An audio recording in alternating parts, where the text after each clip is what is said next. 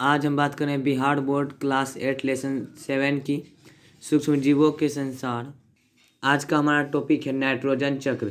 बहुत सारे बच्चों को नाइट्रोजन चक्र को समझने में दिक्कत होती है। आज हम आपको नाइट्रोजन चक्र समझाने का कोशिश करेंगे। आप जानते हैं वायुमंडल में सबसे अधिक नाइट्रोजन गैस की मात्रा पाई जाती है। यह लगभग 78% होता है। लेकिन खास बात यह है कि वायुमंडल में प्रचुरता से उपलब्ध होने के बाद भी सजीव इसका उपयोग सीधे तौर पर नहीं कर सकते हैं। मतलब कि यह है तो बहुत, लेकिन इसका ढंग से उपयोग नहीं हो पाता है सजीवों को। सजीव इसका उपयोग नाइट्रोजन चक्र के द्वारा करते हैं। एक चित्र के द्वारा आपको हम समझाते हैं। देखिए, वायुमंडल नाइट्रोजन, यह तड़ित द्वारा नाइट्रोजन स्थिरीकरण, मतलब कि बिजली जो चमकता है उससे पानी बरसता है। यह रहता है किसमें, पानी बरसता है, पानी जमा हुआ मिट्टी में गया, मिट्टी में उपस्थित जो नाइट्रोजन के यौगिक होते हैं, जीवाणु, उसमें जीवाणु जो होते हैं मिट्टी में उपस्थित नाइट्रोजन के यौगिक मतलब जीवाणु, और जीवाणु नाइट्रोजन यौगिकों का गैसीय नाइट्रोजन परिवर्तन कर देते हैं। नाइट्रोजन को गैसीय मतलब हवा में भेज देते हैं। फिर यह वायुमंडल में आया, जीवाणु उसको भेजा वायुमंडल में, और वायुमंडल से वायुमंडलीय नाइट्रोजन का जीवाणु एवं नीले हरे शैवाल द्वारा स्थिरीकरण, मतलब कि वह वायुमंडलीय नाइट्रोजन आया, इधर वायुमंडलीय नाइट्रोजन का जीवाणु नीले हरे शैवाल ने मिलकर नाइट्रोजन का स्थिरीकरण किया। और फिर यह जीवाणु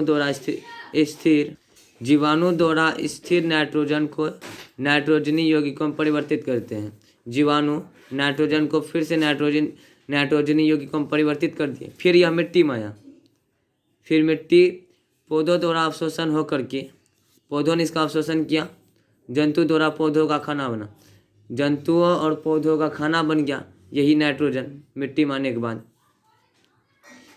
उत्सर्जन एवं जीवों की मृत्यु द्वारा उत्पन्न नाइट्रोजन अवशिष्ट, मतलब ये जो नाइट्रोजन बना, जीवों की मृत्यु, उसी में जो जीव खाए फिर वहीं पर रह गए, फिर वही जीव मरने के बाद नाइट्रोजन अवशिष्ट बन गए, मतलब उसी के अंग बन गए।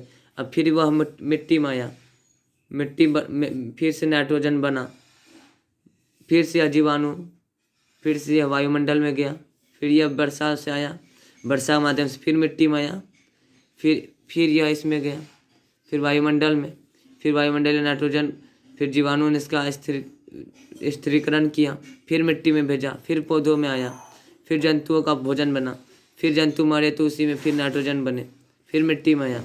इसी तरह यह क्रिया चलती रहती है। उम्मीद है आपको समझ में आ गया होगा। आप ये सभी लिख करके एग्जाम में लिख सकते हैं।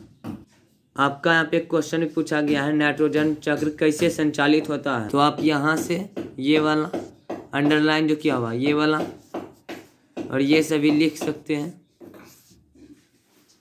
ये से यहाँ तक लिख दीजिएगा, यहाँ तक लिख दीजिएगा, ठीक है।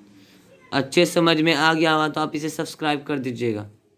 अगले वीडियो में मिलते हैं। Bye friends.